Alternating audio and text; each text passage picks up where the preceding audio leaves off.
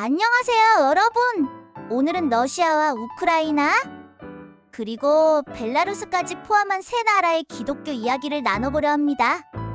같은 뿌리에서 시작된 기독교가 어떻게 오늘날 서로 다른 길을 걷게 되었는지 시간을 거슬러 그들의 신앙 여정을 함께 따라가 보겠습니다. 이 이야기는 1000년 전 키예프에서 시작됩니다. 그럼 지금부터 떠나볼까요? 이 모든 것이 하나였던 시작. 러시아와 우크라이나 그리고 벨라루스. 처음부터 정체성이 달랐던 것은 아니었습니다.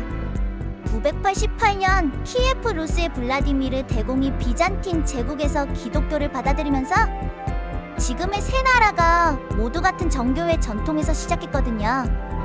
마치 하나의 큰 나무에서 여러 가지가 뻗어나가는 것처럼요. 에베소서 4장 4절 말씀처럼 몸이 하나여 성령이 하나였던 시절이었습니다. 정말 신기하지 않나요? 이 첫 번째 갈림길 모스크바의 등장. 하지만 역사의 흐름은 이들을 다른 길로 이끌었습니다. 몽골이 침입하며 키예프가 쇠퇴하고 모스크바가 새로운 중심지로 떠오르게 된 거죠.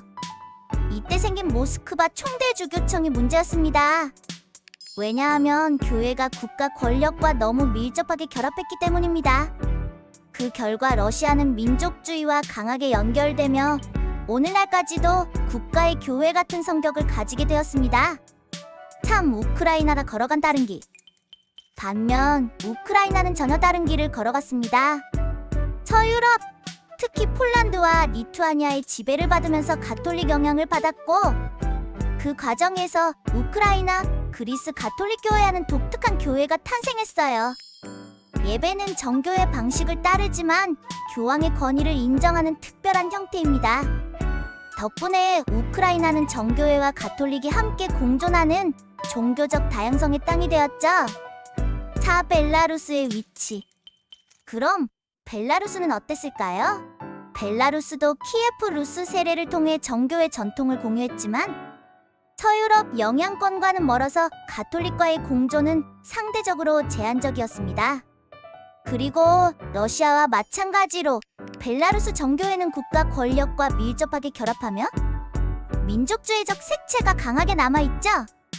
즉, 벨라루스는 러시아 쪽 라인에 가까운 교회 구조를 가지고 있습니다. 결정적인 분기점, 현대의 갈등? 소련 붕괴 후 우크라이나가 독립을 선언했지만 교회는 여전히 모스크바에 속해 있었어요. 그러던 2019년 콘스탄티노플 세계 총대주교가 우크라이나 정교회오 시유의 독립을 공식 인정했습니다. 이 사건은 단순한 종교 문제가 아니라 러시아로부터 완전히 독립한다는 역사적 의미를 담고 있습니다. 그리고 현재 전쟁 속에서도 그 차이가 극명하게 나타납니다. 러시아 교회와 벨라루스 교회는 푸틴과 권력에 가까운 입장을 취하고 있는 반면 우크라이나 교회는 자유와 독립을 위해 기도하고 있습니다. 자, 그럼 정리해볼까요? 같은 뿌리에서 시작된 세 교회가 왜 이렇게 달라졌을까요? 러시아 교회와 벨라루스 교회는 권력과 손을 잡으며 민족주의적 색채를 강화해왔습니다. 반면 우크라이나 교회는 서방과 교류하면서 다양한 신앙적 색을 받아들이고 러시아로부터의 독립을 향한 열망을 키워왔죠. 결국 권력을 향한 믿음과 자유를 향한 믿음이라는 서로 다른 정체성이 오늘날 이들 교회의 모습을 만들어냈다는 사실을 우리는 역사를 통해 배울 수 있습니다. 여러분, 포도나무의 열매들은 모두 한 뿌리에서 납니다. 그러나 역사는 환경과 선택에 따라 같은 뿌리에서 나온 것조차 전혀 다른 모습으로 자라날 수 있음을 보여주죠. 하지만 여러분, 비록 세상의 환경과 선택에 따라 달라졌을지라도 우리가 성령 안에서 다시 하나가 된다면 우리는 같은 뿌리의 힘을 그대로 지키면서 성령의 아름다운 열매를 맺을 수 있게 됩니다. 우리가 서로 다르다고 느껴도 우리가 여전히 연약하고 부족하다 할지라도 우리가 성령 안에서 하나 되는 순간 참된 공동체로 세워지게 되는 것입니다. 여러분, 오늘 하루와 이번 한 주도 주님 안에서 평안과 위로를 경험하시길 바랍니다. 서로 다른 모습 속에서도 성령 안에서 하나가 되는 기쁨과 힘을 기억하며 살아가시길 축복합니다. 오늘 하루, 이번 한 주도 주님 안에서 평안과 위로를 경험하시길 바랍니다. 감사합니다.